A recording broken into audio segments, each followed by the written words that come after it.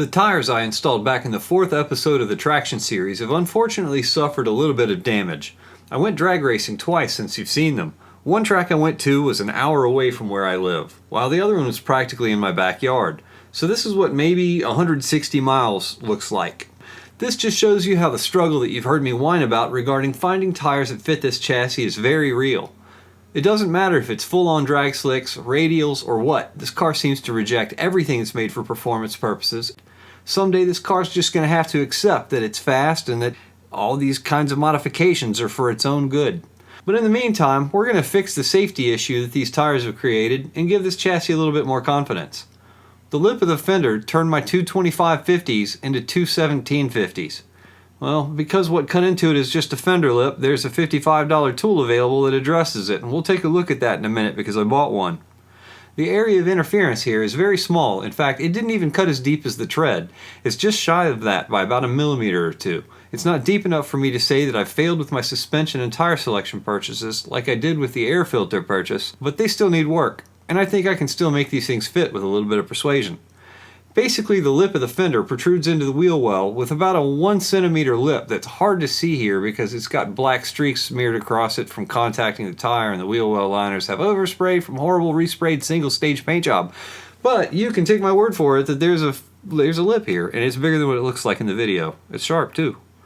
With a fender roller and a $15 heat gun, you can pretty safely and easily crush that lip around the wheel well into submission. There's a million other ways to do this, but those two tools used properly will keep it from looking like a complete hack job. I've also heard some scrubbing against the wheel well liners under heavy braking, or braking while turning, so I'm going to do something about that as well while I'm in here. My fender roller arrived today, and this is about what you can expect out of the box. Without any tools, this is how you put it together. There's already 1,000 videos on YouTube for how to use it, and I suggest watching all of those. Heck, I did. I'm not sure that my addition to them is going to serve any more justice than what the other videos already have, and if you're going to do this, watch those other videos too. Most of them are excellent, and most of them are performed with more care and attention to detail than I'm about to execute here, and it's pretty obvious why once you look at the rest of the car. I've already got both of the front wheels in the air, and the jack stands are under the body right now. Step 1 is to remove the wheels and any other items that might be in the way of the fender roller because it will distort and stretch the fenders if you choose to really honk on it like I'm about to. Call that foreshadowing. I popped off the body trim pieces, splash guards, and the bumper cover because they're old brittle plastic antique parts that would be nearly impossible for me to find and replace. They'd also be a really stupid thing to have to look for in the first place. So anyway, while I had the fender liners loose, I just trimmed off the protruding parts with a pair of tin snips. I did my best to leave the mounting points intact because it's part of my Subaru bumper support. Next, I lifted the body off the jack stands and placed them under the suspension. You want the car to be resting on a loaded suspension whenever you use a fender roller.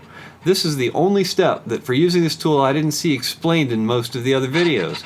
The reason why is pretty obvious. You want the radius of the rolled fender to match the hub and tire when the car is sitting on the ground, not when it's up in the air.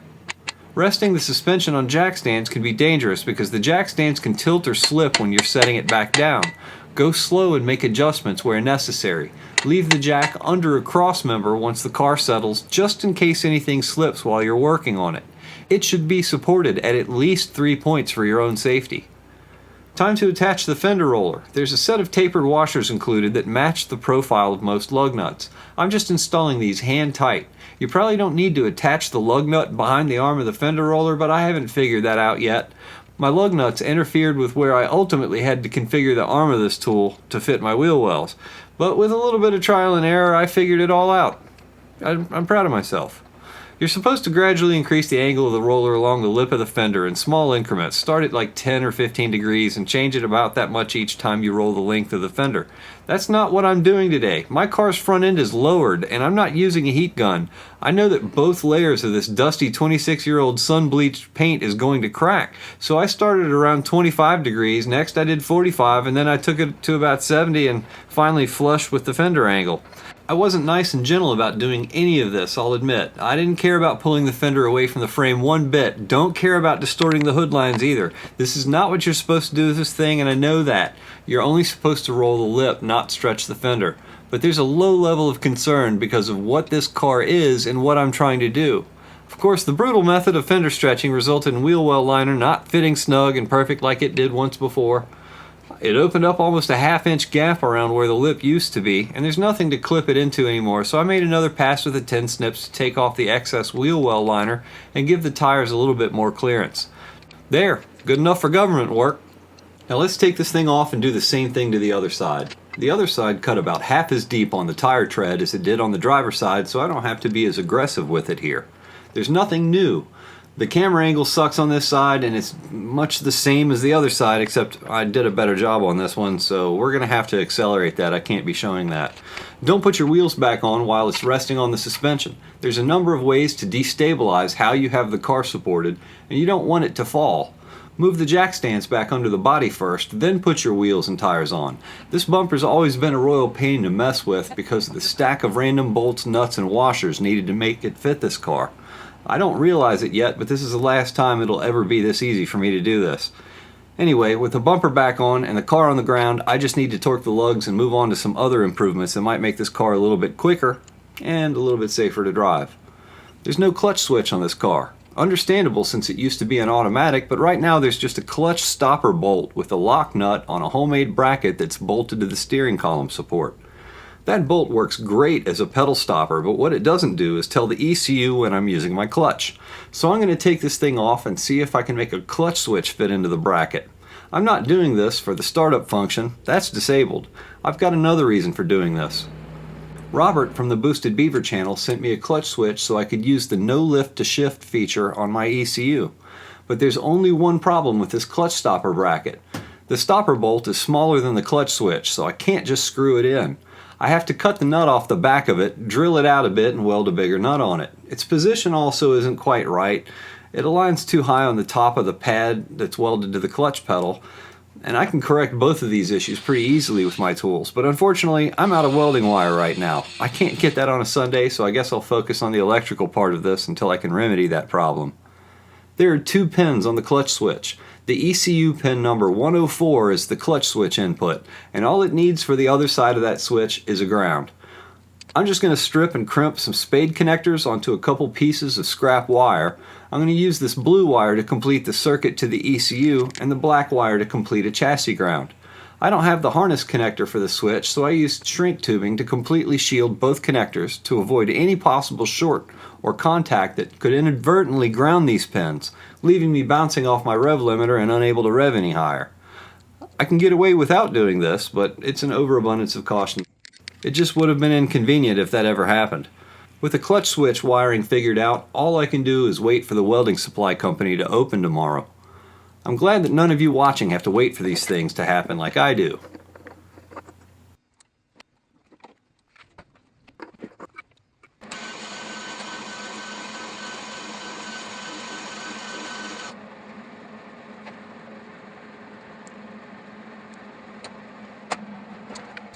Now where were we? Oh yeah, I was just about to take my frustrations out on a piece of scrap steel and redesign the clutch switch bracket.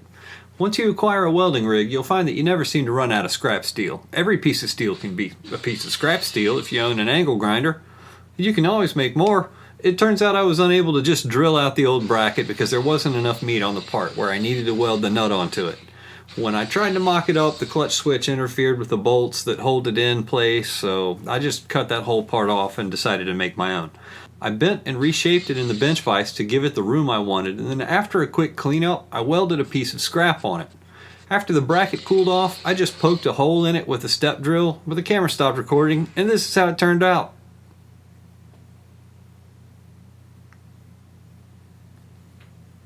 Welding distorts the shape of things, so to make it easier to install the clutch switch, I ran an M10 by 1.25 tap through it to loosen things up. And there you have it, clutch switch bracket for an automatic Hyundai Elantra. No lift to shift, here comes Jaffro. All I gotta do is bolt it back on and wire it up. The position of the clutch switch is pretty important. Its location is part of the clutch adjustment process. I made a video about that already, and I get a ton of positive feedback on it from lots of people who fixed all their hydraulic issues watching it. Sometimes I get things right. If you screw the clutch switch in too far, you'll block the pressure release hole in the master cylinder and preload your clutch. My clutch worked great prior to installing this switch, so if I check to make sure that my clutch isn't preloaded once I'm done installing it, then it should continue to do so. That inspection is a really important step to perform on a 4G63 with a manual transmission because it can lead to horrible things if you get it wrong. This looks like it's going to work out really well. It fits great. Now I need to splice the wiring into pin 104 and attach the ground wire. But before I do that, I see something here that's really annoying and potentially dangerous. The location of the heavy gauge cable that runs to the back of the car is unfortunately trying to commit slow suicide here.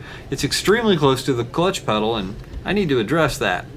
I must have twisted it or something when I installed the battery tray because it originally had clearance here. All I'm going to do is install a cushion clamp and daggone it, the dang master cylinder doesn't have a stud in it. There's a bolt, a non-captive nut, and some washers holding it on. It's not equipment the car is supposed to have on it, so it's not worth complaining about. I figured out how to clamp a pair of vice grips onto the bolt inside the car and then remove the nut on the other side of the firewall. It let me do this without soliciting anyone's help to hold a wrench. All I did was use a cushion clamp to hold the cable firmly against the firewall, but the hole in my cushion clamp is too small for the bolt, so this isn't the first time I've ever had to drill out a cushion clamp. It's never pretty. It's inevitable that you'll snag the bit and twist it all to Hades, but it's pretty easy to bend it back into shape afterwards. I used a block of wood and some angle nose pliers to hold the bolt firmly in the hole while installing the nut from the engine bay. Sometimes you have to be creative when you work alone. But anyway, with that sorted out, I shouldn't ever have any kind of wire chafing problem here. Now for the wiring. I've pulled the ECU harness plug out and found pin 104. I have no clue where the wire for this pin goes because looking all through the dash harness there doesn't appear to be any sort of clutch connector for it anywhere. Perhaps it was connected to the automatic transmission's shifter safety switch, who knows. I'm not worried about it though, I made my own. I just cut the pin and prepped it for soldering. Next I ran the wire through the convoluted tubing for the water methanol kit that was installed in the last video.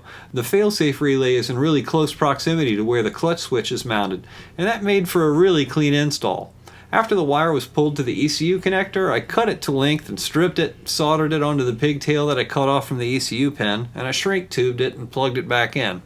For the ground wire, I didn't feel like complicating things. I wanted a short run to ground, and the metal support for the steering column is enough to give it the ground it needs. After crimping a ring terminal on the wire, I just used the bolt for the water methanol kit's failsafe relay because it's right next to the clutch switch. And there you have it, clutch switch. After a quick adjustment to leave it with enough play so that it shouldn't preload, I crawled under the car and verified it by pressing the clutch fork away from the slave. It moves. I'm good. That takes care of the mechanical and electrical portion of this install. Now there's just one more thing left to do. I have to tell the ECU to use the clutch switch and to make sure it actually works. I'm not sure if this is the case with all generations of ECM Link, but on my particular car, the clutch switch didn't do a dang thing until I checked the Enable Clutch Cut No Lift to Shift checkbox. I didn't get a signal from the clutch pedal at all until that was enabled. After it was checked, the actual pedal shows the clutch switch is indeed working. Gravy. Well, that's awesome. I guess there's nothing left to do on this job but clean it up and put the car back together. Or so I thought. At this particular moment in time, my expectations were to go out and tune the water methanol kit and get ready for the 26th annual DSM EVO GTR Shootout, which started in only 6 days from this time. That should give me plenty of time to get a head start on the tuning, right? But instead, I was greeted by a no-start condition on a fully charged battery. Finger. ECU harness. Watch Omni 4-bar. After a long time messing with this, including probing ECU circuits and pins, I narrowed down the point of failure to the ECU connector pin making poor contact with a perfectly solid pin on the ECU. And as far as I know, this car's wiring harness has always been like this. It's always had this problem. Remember that grab it and shake it video with Chevelle playing in the background right after I finished rebuilding the engine and putting this car back on the road? I went through the entire engine harness trying to fix this, and I thought I had it licked after I fixed that bad TPS ground. I've continued to have intermittent problems logging the barosensor. You watch me probe this barosensor circuit in that video, and I proved that this circuit is fine. Yes, the wiring itself was fine. Yes, the harness pin will make excellent contact with a multimeter probe and prove that it is fine. But a multimeter isn't ever going to find this kind of a physical problem.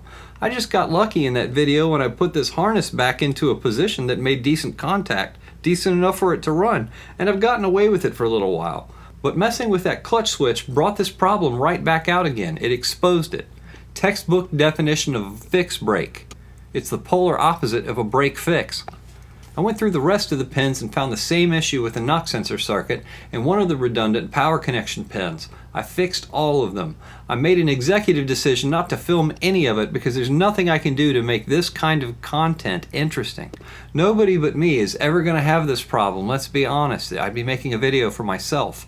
I just thought you'd like to know about it because I can attest that this ECU connector repair has completely changed this car's personality more so than every other modification that I perform in this video. This was a long overdue fix. Let's move on to boost leak testing, shall we? If I'm going to tune for water methanol, then it's imperative that my volumetric efficiency cells in the speed density tab and ECM link are in the absolute best health that they can be first, or else I'll be chasing my tail all over this tuning process. There's several old boost leaks. For instance, this blow-off valve pipe that we tried to weld up and ended up creating an ugly blob with even more boost leaks. We tried everything on this thin wall aluminum tube and couldn't weld it up without creating stress cracks or blowing right through it. It's leaking straight out of the pipe, not the bob flange, so it's going to rehab.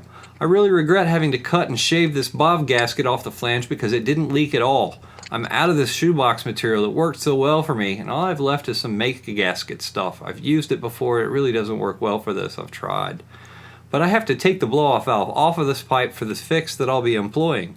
Welding didn't work, so I'm cleaning up the pipe, mixing up some JB weld, and smearing it on the inside of the pipe around the flange. Since I'm already mixing up batches of JB weld, there's a few holes in the trunk that I've been meaning to seal up. Remember the adage, there's no engineering problem that time and money can't solve? How about price, quality, speed? Pick two. Either way, my low quality, super fast 55-cent fix solved this engineering problem. Wheels down, bald eagles up, baby. I just doubled my book value. I left all the JB Weld stuff to dry overnight. It's the next day and I've got that dang make-a-gasket stuff because I can't afford a pair of Ralph Lauren shoes every time I need a new gasket. That was a great shoebox. Anyway, I used the same installation method that worked before, bolted it all back together, cleaned up the pipe and installed it back onto the intake. Now I just need to boost leak test it again and see if that pipe leaks. Nope, the pipe itself doesn't leak, but Jafro needs a new pair of shoes because the gasket material sucks. Look, it's even leaking out of the bolts. That's new. At least I fixed the boost leaks that I was going after. I can try again on the gasket later, but let's move on to the rest of the couplers, vacuum lines, throttle body, intake manifold, etc. Let's fix all the boost leaks. Couplers up top are fine, but you see there? Throttle body. Look at all the orifices and solid objects that are blowing bubbles on and around the throttle body. It's blowing out of the BIS screw hole, throttle position sensor, idle speed controller, and throttle linkage. You know what that means? That means draining the coolant system, shaft seals, O-rings, gaskets, etc. Well, alrighty then. I tightened every single coupler clamp to fix all the silly stuff like this that shouldn't be happening, and it fixed all of it.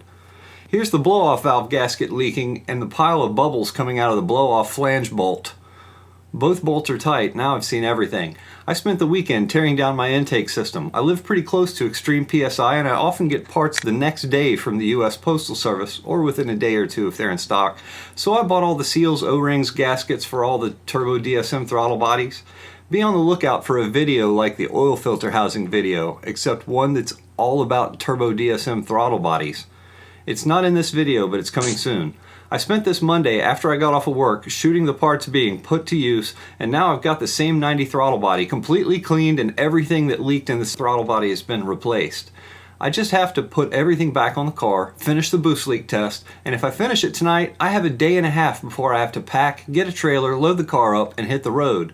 Believe me, I'm in scramble mode. After cleaning up the flanges, installing new gaskets, reattaching the coolant hoses, rerouting the PCV hose, reattaching the throttle body elbow, and reinstalling the throttle body bracket, putting the ISC, TPS, idle switch sensors, throttle linkage, and bolting it all back down tight, I felt pretty good about myself. I was rolling. We've got about 40 minutes where I have to clean up, crash, and get up to go to work in the morning. Man, this is one ridiculous jigsaw puzzle to have to put together in this engine bay. There's even an order that you have to put the bolts on the elbow because there isn't enough clearance to turn one of them if you don't. I can't believe that I found the time tonight to shoot a video of me rebuilding a 1990 throttle body stem to stern and leaving one stupid part out. Please note that the throttle body is on the car and this is in my hand. This is the plastic spacer that goes between the throttle position sensor and the E-clip on the shaft of the throttle plate. This is punishment for something, isn't it? It has to be. Come on, man. You begin to question how important things like this are. Even though this is a tiny little plastic ring and it weighs less than a gram, it's there for a reason, and it will weigh a ton on my conscience if I don't put it back in. If punishment it is, then punishment it shall be. I'm going to try to find a way to get this thing back in there. This is a price I pay for making mistakes like this on video. This is a nearly impossible task with how crowded this part of the car is, and taking the throttle body loose enough to get this part back in there still requires doing most of this job over again anyway, but this is going to hurt, and hurt it did. I go to bed at 2 a.m. this night, but that spacer ring is in there. The reason I'm in such a mad scramble to fix this car is because this car has to be at the shootout with me. I can't return the hotel room. I have to be there. I want it to be able to make a better showing than it did last year, even if I end up having to tune it for water meth the whole time I'm there. It has to be mechanically sound first though, so with several boost leaks fixed and the throttle body rebuilt, it's time to find the next lowest denominators in the intake system. Immediately the T for the fuel pressure regulator in the water methanol kit shows a leak. That's a fairly easy fix, and a nicer, thicker, higher quality nylon T was included with my water methanol kit. Because it was slightly bigger, I had a beast of a time getting this hose to fit over it. One thing I know for sure though, it won't leak.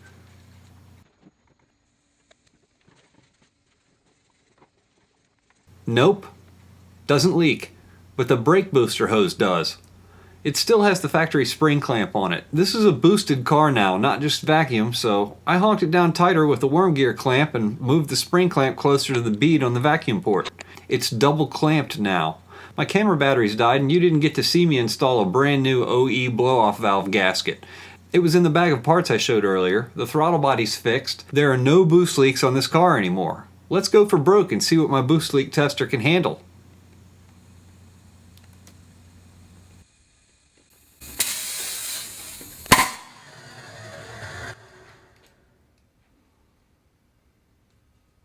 I'd say she's airtight. Catch cans drained now. I've got to put the intake back on, reattach all the vacuum hoses and catch can vent tubes, check the oil. It looks good. It's 3 or 4 months old, but I have less than 200 miles on it. It's full. I drained the coolant because there are coolant hoses on the throttle body and I didn't feel like making a mess. Now I've got to fill it back up again and burp it.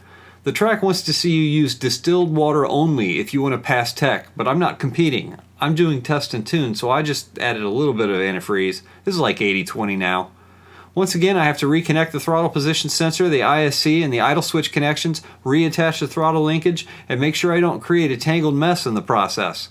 Next, I install the battery bracket assembly and reconnect the battery lugs. With a battery bracket in place, I can replace the coolant overflow bottle, ensure the coolant system is topped off, and clean up the engine bay. I'm done up here. All I want to do now is finally see if that water methanol injection kit works. It rained for weeks after I made the last video, and I can't learn anything about it on a wet road because I'm front-wheel drive. At this particular point in time, I actually haven't used the kit at all. The water methanol tanks remained empty this whole time. All I did in the last video was test the fail-safe function, and then I drove it around at wastegate pressure for a few days while getting Big Red's scheduled maintenance done. If you don't tune for water methanol, the kit basically does nothing for performance except for make you run rich and slow with no knock. So I guess I've got my work cut out for me at the shootout. I really don't have the time, experience, and expertise to tune it in the one pull I get to make before the road trip.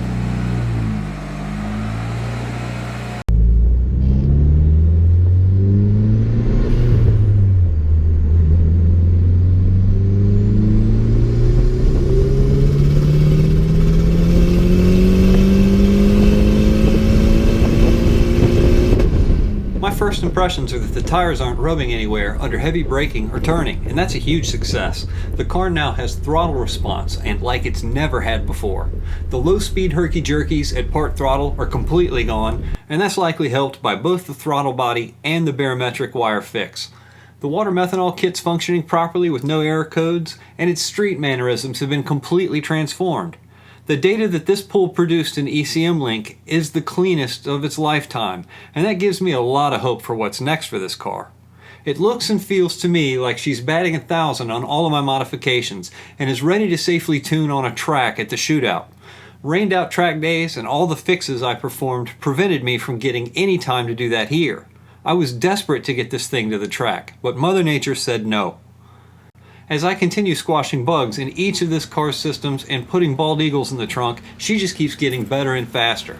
The modifications I have left to do only involve laptops and software, not wrenches, pliers, jack stands, and mechanical parts.